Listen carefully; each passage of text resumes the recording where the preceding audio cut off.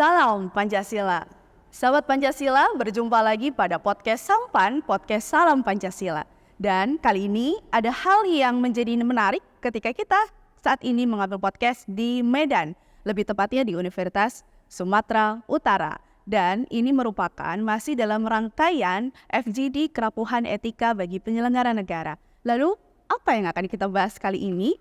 Tentunya dengan narasumber yang sudah tidak asing lagi, beliau adalah Ferry Amsari atau yang kita kenal sebagai Uda Ferry. Kita sapa terlebih dahulu. Selamat pagi Uda Ferry. Pagi, Bagaimana salam Pancasila. kabarnya? Salam Pancasila.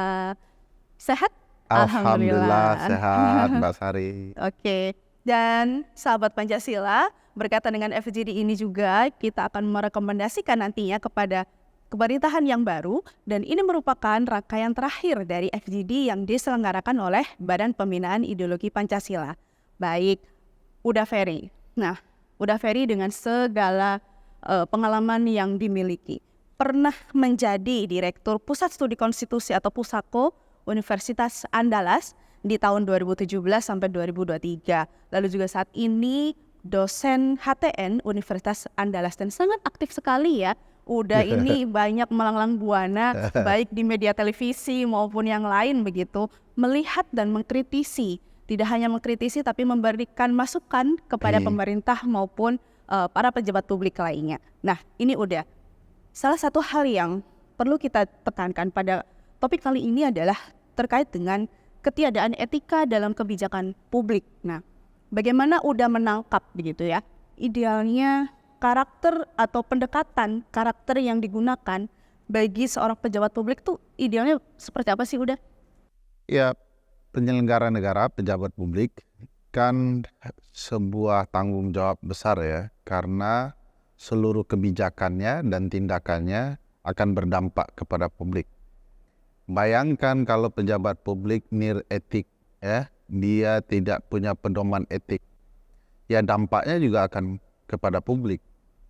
Dan bagi saya pejabat publik yang tidak memenuhi klasifikasi punya kepedulian etik dan menghormati nilai-nilai etis, maka tidak layak jadi pejabat publik. Sebab begitu dia memutuskan sesuatu dan itu tidak berpedoman kepada nilai-nilai yang kita hormati bersama, maka semua dampaknya akan terimbas kepada kita. Dan itu bisa sangat berbahaya. Misalnya kalau kebijakan itu hanya untuk kepentingan keluarga, anak, dan cucunya, tentu publik yang lain akan merasakan dampak bahwa seluruh kebijakan tidak menguntungkan mereka. Dan itu tidak sehat, apalagi kalau sampai merugikan negara, gitu ya, baik berupa keuangan, masyarakat lainnya terhadap kebijakan-kebijakan itu. Jadi pejabat publik harus punya etik. Bahkan di negara liberal sekuler sekalipun, pejabat publiknya itu dinilai dari etiknya. Jadi kalau pejabat pergi naik mobil khusus begitu ya, sementara rakyatnya macet-macet, dia dinilai tidak etis ya. Sebagai pejabat yang buat kebijakan, kok dia menikmati banyak hal sementara publik mengalami kesengsaraan dalam berbagai kebijakannya. Jadi tidak heran di beberapa negara sekuler kita bisa lihat pejabat-pejabatnya bahkan naik sepeda karena warga negaranya bersepeda. Ada yang berjalan kaki karena masyarakatnya punya tradisi berjalan kaki. Nah, ini jadi problematika di pejabat publik kita karena jauh sekali antara pejabat dan publik yang mereka harus gitu ya, harus mereka pimpin. Jadi pada titik tertentu memang ada problematika etik dalam berbagai bidang kepemimpinan kita yang perlu ditelah ulang dan dipastikan pejabat publik punya standar etik yang baik. Oke, standar tersebut mungkin tidak hanya sebatas integritas begitu ya, udah.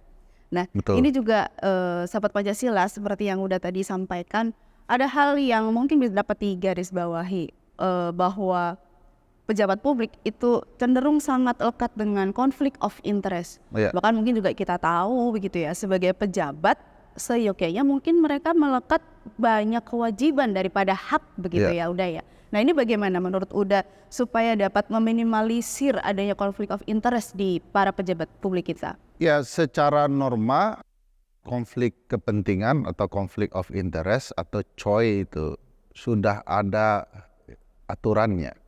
Normanya ada di Undang-Undang Tindak Pidana Korupsi, di Undang-Undang Administrasi Pemerintahan, di Undang-Undang ASN, di Undang-Undang Desa, ya. Hampir seluruh undang-undang yang berkaitan dengan pejabat publik ada pasal-pasal anti COI, anti konflik kepentingannya.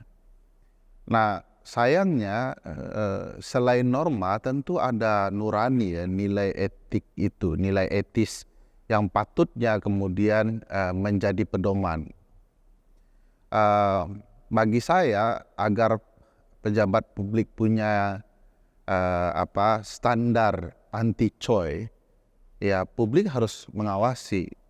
Ada ungkapan dalam studi hukum tata negara ya, memang yang kurang lebih mengatakan begini, kalau penyelenggara negara itu semua malaikat, maka tidak dibutuhkan pengawasan.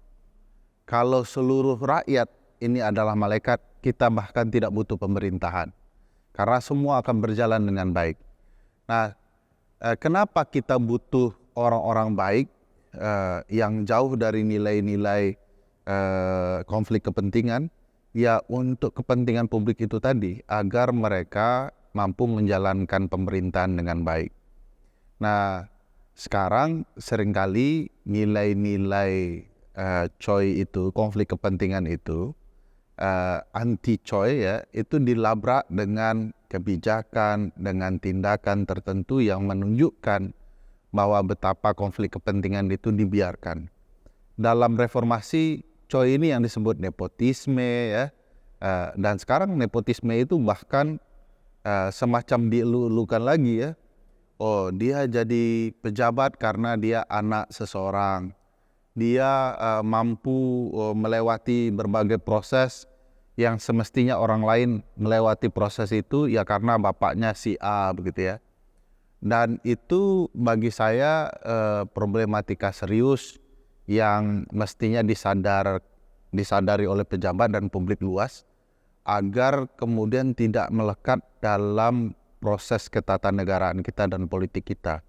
Sebab begitu konflik kepentingan itu diabaikan, suatu waktu dia akan berubah menjadi korupsi, korupsi akan berubah menjadi kerusakan bernegara, kerusakan berpolitik. Jadi semangat supaya konflik kepentingan dalam bernegara itu dihilangkan jadi sangat penting. Hanya saja kita tahulah ya, demokrasi kita sedang mengalami penurunan atau kemunduran ya, demokrasi backsliding gitu ya, mundur ke belakang, dan itu bagi saya tentu harus jadi kepedulian kita bersama. Sekarang hampir di seluruh lini itu terjadi konflik kepentingan, dari soal administrasi bernegara ya, soal kepemiluan, soal peradilan, bahkan semua ada konflik kepentingannya dan diabaikan. Saya bahkan pernah melihat sebuah pengadilan yang hakimnya pamannya, pemohonnya keponakannya, lalu yang berperkara sembarangan menjadi pihak terkait adalah ayahnya dan segala macam. Jadi satu pengadilan itu konflik kepentingan semua. Nah, ini problematika yang kemudian memalukan ya, memperlihatkan pejabat publik kita tidak punya sensitif rasa ya. Padahal harusnya punya sensitif rasa. Jadi pekeuh itu harusnya dilihat sebagai sesuatu yang positif. Wah, saya tidak patut karena di sini melibatkan keluarga saya. Oleh karena itu saya mundur gitu ya, atau keluarga saya harus mundur. Nah, sensitif rasa ini yang menurut saya tidak ada, sehingga akhirnya membuat proses penyelenggaraan negara dan berbagai bidang itu sangat syarat dengan konflik kepentingan. Oke, sensitivitas dari pejabat publik. Nah, ini menarik ketika juga sensitivitas itu saat ini menjadi barang langka, dalam artian mahal, juga mahal gitu ya. Karena banyak sekali yang akan dipertaruhkan begitu ya udah. Dan itu yang pengen dibangun nih ke depannya bagi pejabat pemerintahan yang baru. Nah ini bagaimana udah supaya dia bisa juga meningkatkan dari sensitivitas tersebut. Ya, ya itu sebabnya kita harus mampu membedakan value dan price ya. Nilai dan harga itu dua hal yang berbeda. Maka semestinya setiap penyelenggara negara itu punya value-nya, punya nilai, punya penghormatan, punya rasa yang baik terhadap publiknya. Saya masih ingat beberapa contoh ya negarawan-negarawan yang lebih mengedepankan kepentingan publik dibandingkan kepentingan dirinya dan keluarganya. Dan kita bisa banyak contoh ya, Bung Hatta misalnya. Lalu kemudian ada Pak Nasir yang sangat peduli dengan nilai rasa gitu. Kita bisa lihat contoh dari Gus Dur ya, daripada bertahan di istana publik bentrok saya harus mundur. Itu nilai gitu ya, yang tidak harga price tag-nya, tidak ada list harganya itu, dan tidak bisa dibeli gitu ya. Oleh karena itu penting juga bagi pemerintahan ke depan punya value itu, punya standar rasa gitu ya. Saya tidak bisa mengerti kalau publik kita masih dalam kemiskinan, lalu jumlah kementerian begitu besar ya, dan itu akan menggelontorkan banyak dana yang menurut saya malah merugikan. Di antara mestinya bekerja dengan cepat dan memastikan berbagai kebijakan berjalan, para menteri malah pergi semi berpariwisata ke Gunung Tidar. Itu bagi saya adalah nilai-nilai yang sebenarnya bukan nilai Indonesia. Bagaimana mereka harus peduli dan merespon publik dengan cepat tanpa kemudian merusak perasaan publik. Tiba-tiba ada menteri yang berkata butuh dana 20 triliun dan segala macamnya, yang bagi logika saya tidak nyambung. Kenapa harus 20 triliun itu untuk mewujudkan Universitas Hak Asasi Manusia? Bukankah seluruh pengajaran tentang hak asasi manusia ada di kampus-kampus? Kenapa tidak kampusnya saja yang ditingkatkan gitu ya? Nah, hal-hal seperti itu yang sebenarnya tanda pejabat kita belum punya sensitivitas rasa terhadap perasaan publik. Dan bagi saya mudah-mudahan Presiden Prabowo Subianto punya sensitivitas rasa itu. Karena bagaimanapun kalau dilihat sejarahnya, beliau ini anak seorang pejuang ya, dan mestinya sensitivitas rasanya akan sangat tinggi. Dan mudah-mudahan adalah ya kita bisa rasakan hal-hal tersebut di pemerintahan berikutnya. Kecuali memang mata sudah tertutup, telinga sudah ditutup, dan rasa pun sudah tertutup. Itu beda lagi yang akan kita rasakan dampaknya di kemudian hari. Oke, ini sudah terspill sedikit begitu ya untuk belum 100 hari kerja ya Belum udah 100 ya. hari. Tapi sudah banyak gebrakan yang dilakukan. Namun juga berencana bikin mobil-mobil baru lagi ya. Oke, dan itu juga mungkin nantinya seperti yang udah tadi bilang, perlu dibedakan antara value and price, karena itu dua hal yang berbeda. Apalagi sebagai seorang penyelenggara negara, pejabat publik, harusnya value yang ditingkatkan, bukan hanya price atau sekedar kemewahan yang ditonjolkan begitu ya udah. Nah ini sebagai pertanyaan penutup begitu, udah kita bernaung di dalam Indonesia ini kita punya Pancasila begitu kan. Ini sebagai gong nantinya bagaimana Pancasila sebagai platform of ethics juga dapat menjalankan fungsinya dalam menjaga etika khususnya bagi penyelenggara negara. Menurut Uda Ferry, bagaimana sih idealnya supaya Pancasila ini juga dapat diresapi untuk semua penyelenggara negara? Iya, Pancasila itu kan nilai yang khas bangsa kita, betul ya. Diambil dari saripati kehidupan bernegara kita. Dan nilai-nilai itu sebenarnya melekat di diri kita, sudah ada sebenarnya. Tinggal menjalankan atau kemudian pilihan buruknya tidak menjalankan nilai-nilai Pancasila itu. Dan bagi saya semua orang tidak sekedar hafal Pancasila, semua orang bahkan mengenal Pancasila lebih dekat dibandingkan mungkin sanak saudaranya sendiri. Oleh karena itu nilai-nilai Pancasila itu yang harus dihidupkan, diimplementasikan dalam kehidupan bernegara. Nah, hari ini orang-orang sebenarnya sudah tahu dia melanggar Pancasila, tapi Pancasila itu diabaikan. Pancasila itu bukan sekedar lambang burung Garuda, bukan sekedar tulisan Bhinneka Tunggal Ika, tapi pengimplementasiannya, gitu ya. Bagaimana menghidupkan Pancasila dalam segala lini kehidupan kita. Bagaimana rasa berpancasila itu hadir. Orang hari ini punya kebebasan beragama, ya harus dijaga dengan nilai-nilai Pancasila. Orang punya kesejahteraan, harus dijaga dengan nilai-nilai Pancasila. Bukankah Pancasila bicara dalam konsep ekonomi adalah konsep kebersamaan, tidak sekadar menguntungkan keluarga tertentu, kelompok tertentu. Kita kenal Pancasila itu berpedoman kepada konsep persatuan. Kenapa yang muncul malah perpecahan, perbedaan, keributan berbagai hal, begitu ya. Kita mengenal dengan Pancasila prinsip musyawarah. Kenapa perbedaan tidak dimusyawarahkan? Kenapa harus dengan kekerasan dan segala macamnya? Nah, bagi saya nilai-nilai Pancasilaan yang mestinya hadir di diri kita adalah standar moral tertinggi. Jadi semua pejabat juga harus mewujudkan nilai-nilai itu, jangan cuma omon-omon ya. Karena Pancasila dengan sekedar omon-omon, orang tidak akan meresapi nilai-nilainya. Oke. Nah, itu tadi tidak hanya sekedar omong kosong belaka nantinya begitu ya.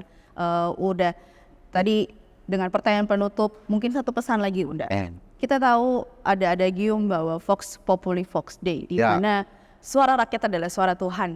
Nah, bagaimana juga nantinya keresahan-keresahan yang publik rasakan ini menurut Uda Ferry begitu, supaya dapat ditangkap oleh pejabat publik atau penyelenggara negara yang saat ini, sehingga mereka juga bisa memberikan dengan sigap dan tangkas begitu ya, udah tidak hanya tadi mengedepankan hanya sekedar pricing, menginginkan tambahan dana dan lain-lain, sehingga nantinya memang tujuan negara dapat diwujudkan gitu. Iya, Vox Populi Vox Dei itu kan tergambar di Undang-Undang Dasar kita, bahkan di dalam Pancasila, soal daulat rakyat, ya, bahwa megang kedaulatan adalah rakyat yang dijalankan sepenuhnya dengan konstitusi, dan kedaulatan rakyat ini harus tergambar dalam berbagai lini.